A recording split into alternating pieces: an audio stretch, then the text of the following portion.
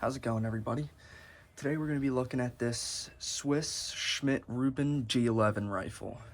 It's a long rifle. I mean, it's taking up the entire camera frame.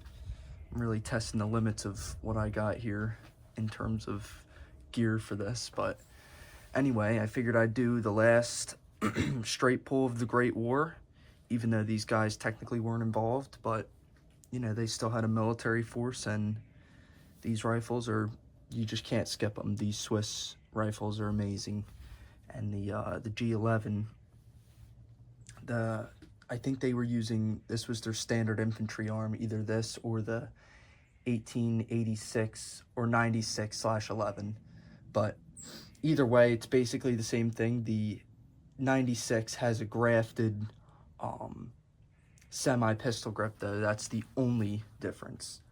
And I mean, these rifles are just awesome. Got some, I'll show you guys some of the features on them. It's, like I said, a behemoth. It's a straight pull.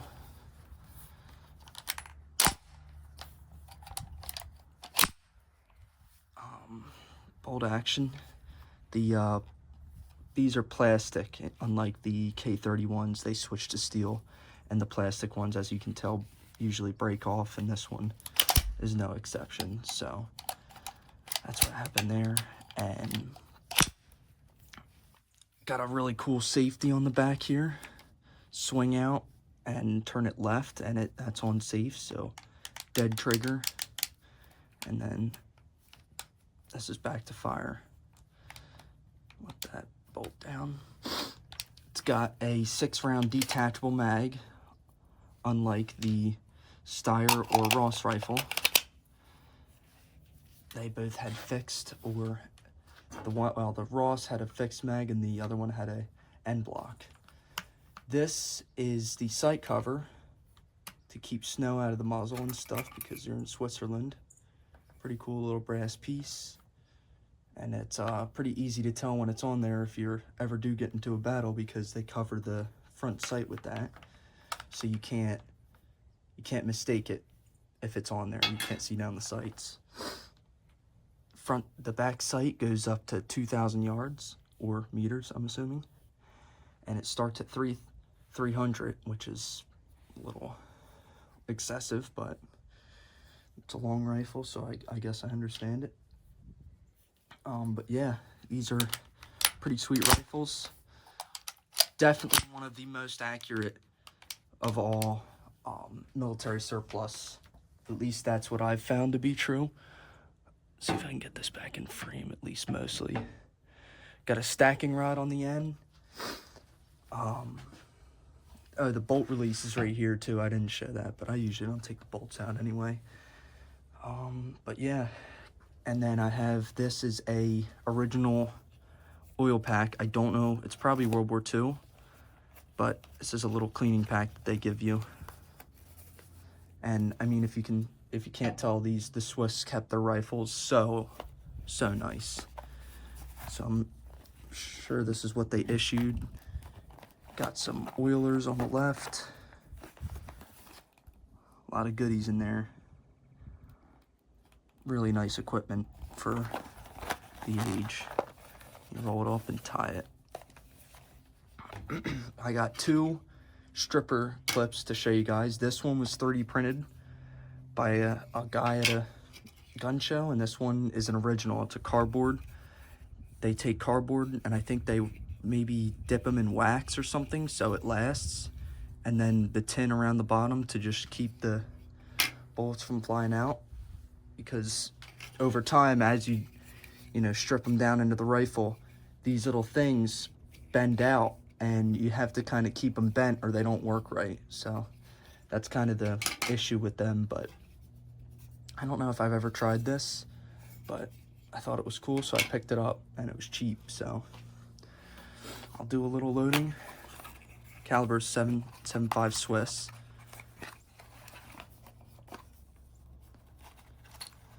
Load these clips up for you guys, and then we'll shoot it. So clips are super easy to load.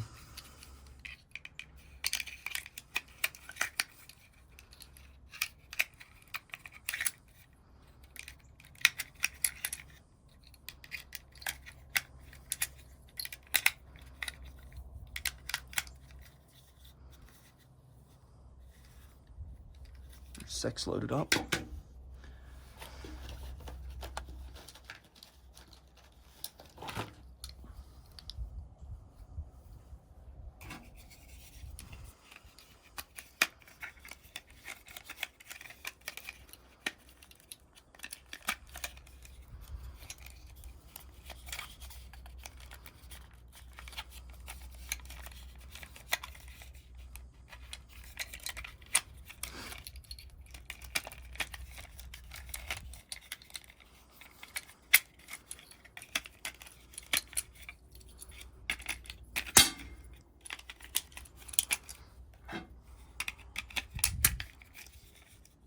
There's another 6.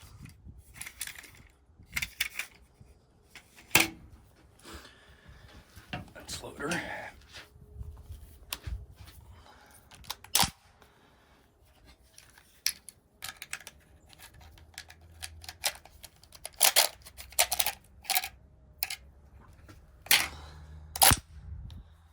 And she's ready to shoot.